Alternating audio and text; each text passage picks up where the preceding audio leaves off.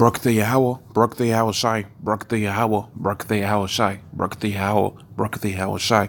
All praise unto Yahweh Shai, Shai, Wahara, Kakadash. Double honors unto the apostles, a great millstone.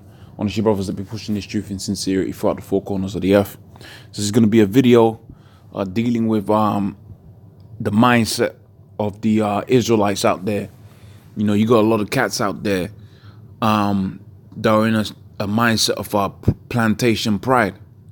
All right, that's your hip hop black culture, which is pretty much anti-life. Okay, it was created by Esau, who is the so-called white man, and as a result, he's used that like a psyops. It's like an operation, man. He's used that to give you a false identity, which is this black culture thing. Okay, this black culture nonsense, where basically you're glorifying, all right, in your downfall. All right, because when you read the scriptures, I'm gonna quote a lot of stuff, and then I'll, you know, the ones I'll get. You know what? I could get to it. I could get to him. But pretty much when you read the Bible, you find out that when we was on a high level, when the nations praised us and said, "What nation is likened unto us?" Man, pretty much we was on a high level, man. Okay, we was masters of all kind of different crafts. Okay, right now you got it to where pretty much Esau gives one of you Negroes, Hispanics, Native Americans some chump change to be a what do you call it, a basketball player or whatever, and you feel some type of good way about that. The reality of the situation is we was on a higher level than that.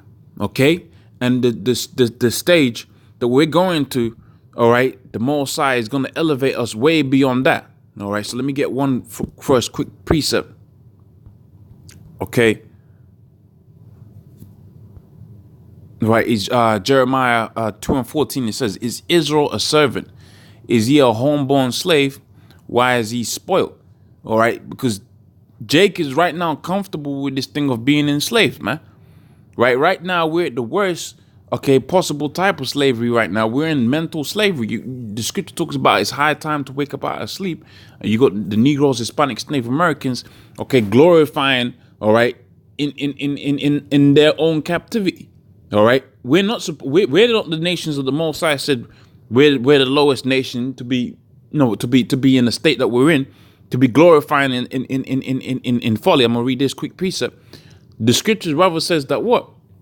Okay, that the Most High created us to be above all people that are upon the face of the earth. I'm going to read that next. The book of Ecclesiastes 7:7, it says, "Surely oppression maketh a wise man mad." No, that's not the one.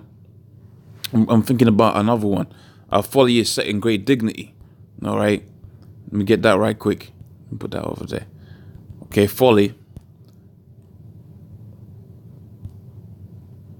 is set.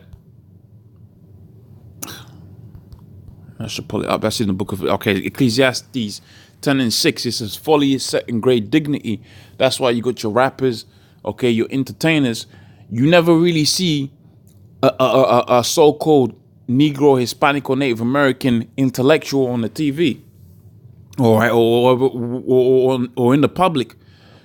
For the most part, what you see is your 50 Cents, your TIs, all of these. I mean, I don't follow this stuff like other people do, but they'll be able to name you names. You see basically people that are in a jacked up situation glorifying the fact that they're jacked up, man. Okay, and that's the image that's pushed for you Negroes, Hispanics, Native Americans to assimilate to, when the rather you're supposed to be the most glorious people upon the face of the earth. That's why the scripture says folly is set in great dignity and the rich sit in a low place. Because really we're the rich. We're rich in the knowledge of Yahweh Shai Shai. We're rich in that the Most High has basically bought us with a price. All of these different ideas that make up the scriptures, okay, that make up the identity of the Israelites by way of the scriptures, okay, that's what makes us wealthy, man. All right, what nation is likened unto the children of Israel who has the power that is Yahweh Shai Shai? All right, let me get the book of Zechariah 2:8. "For thus saith the Lord of hosts, after the glory hath he sent me unto the nations which spoiled you. He that toucheth you toucheth the apple of his eye." So we're the principal focus of Yahweh Shai Shai. All right, let me get one more precept here. The book of Deuteronomy 7 and 6. It says, for thou an holy people unto the Lord. So holy basically means separate. The Most High separated us, right, from the other nations. Okay, Lord has separated us and made us holy. Like you got a laundry, what would you call it? A laundry list. Okay, there's the stuff that's gonna be washed, and the stuff that's already washed, and the stuff that needs to, the stuff that's washed and the stuff that's unwashed. Okay, dirty clothes and clean clothes. You don't mix clean clothes with the dirty clothes. All right, that's the same thing with food. Okay, you don't mix clean food with unclean food. Then the whole thing is gonna be defiled. That's the same thing with us. The Most High separated us and made us holy unto Him. All right, that for thou art holy people unto the Most High. The Lord hath chosen thee to be a special people unto Himself, above all people that are upon the face of the earth. So the scripture says we're supposed to be above all people that are upon the face of the earth, but through the iniquity, all right, of our forefathers, of which we are our forefathers coming back, we was carried away into slavery, man. All right, we was carried away into slavery. Now, the point of this video is that what? That we shouldn't be glorifying in our own downfall. We should be glorifying in Yahweh Shemi Al Shai, because the Lord Himself, He's going to be the one that's going to deliver us from the situation that we're in and set us back to our old state. The book of Amos, the 9th chapter and the 9th verse. For lo, I will command, and I'll sift the house of Israel from among all nations, like corn is sifted in the sieve, yet shall not the least grain fall upon the earth. So the Lord's going to do a sifting process where He's He's going to separate the children of Israel from the rest of the people upon the face, from wherever they're going to be scattered. So a precept to this is the book of Deuteronomy, the 28th chapter and the 64th verse, where the scripture talks about how the Lord has scattered us amongst all nations. Right, for all the sinners of my people shall die by the sword, which say, the evil shall not overtake us, nor prevent us. In that day will I raise up the tabernacle of David. That's this thing of this word being pushed out there. Each camp is a brick, okay, to make up the temple, the tabernacle that is the church of Yahweh Shai, man. Okay, so the Lord is building us up as in He's raising up the tabernacle of David that is swollen. Right, that's what we're supposed to be glorifying, and not in our captivity, some chains or some worldly BS. Okay, that is has its roots in us being in our downfall. All right, so it says, "I'll close up the breaches thereof. I'll raise up his ruins, and I'll build it as in the days of old, that they may possess the." So the Lord is going to build us as it was in the days of old. Matter of fact, when you go into the scripture says that what? That we was going to be better off now than we was before. Okay, we was gonna be even better off, man. Okay, the least man is gonna be as King David was in his glory, and King David was, he had all kind of women. Okay, all kind of, Jake, the first thing Jake, when he's talking about wealth, he speaks about women. Salakia, right? He had all kind of slaves. Okay, he had all kind of land, right? All kind of homes, houses, right? And then women. Okay, he had it all. And the scripture says that what? The least man is going to be as King David was. Because remember, the scripture says that what? The King David was a man after the Most High's heart. Now check it out. When you go into the book of Hebrews 8 and 8, it says the Most High was going to give us a new heart. Okay, a new mind. All right, which pretty much that new heart and that new mind was going to have it to where you're going to be doing righteous works all the time. Okay? The book of Hebrews 8 and 8. It says, all the sinners of my people shall die by the sword, which say the evil shall not overtake nor prevent us. In that day will I raise up the tabernacle of David that is fallen, and close up the breaches thereof. And I'll raise his ruins, and I'll build it as in the days of old. So we're going to be all right, brothers. Okay, that's what we can glory in. We can glory in the hope of Yahweh Shemi Al Shai, man. All right? See, this lifestyle that we're living, this kingdom that we're living in, this is just one big nightmare, man.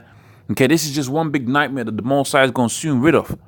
All right, and He's going to set us up in a real lifestyle, man. Okay, because right now we ain't living life right now. The scripture talks about then shall the Most High give us perfect rest. We ain't in a perfect rest. You got to worry about bills. You got to worry if you got a job tomorrow, man. You got to worry. Here it is Brexit time. Okay, or if you're in America, it's government shutdown time. You're gonna wake up and think about, you hear it is, you're glorifying in some worldly, glorifying in some BS. All right, going back to the image which I use as the premise for this video. Okay, you glorifying in some worldly ass image, some folly in that. Here it is. We're getting into the times where it's gonna be very unpredictable. What's gonna be the next thing that's gonna happen, man? It's very unpredictable. Okay, so you better believe. All right, you better believe when we get into our kingdom, we ain't gonna have the sorrow of mind, the warrior of tomorrow. Okay, everything's just gonna be nice, man. Okay, that they may possess the remnant of Edom, right, and all of the heathen which are called by my name.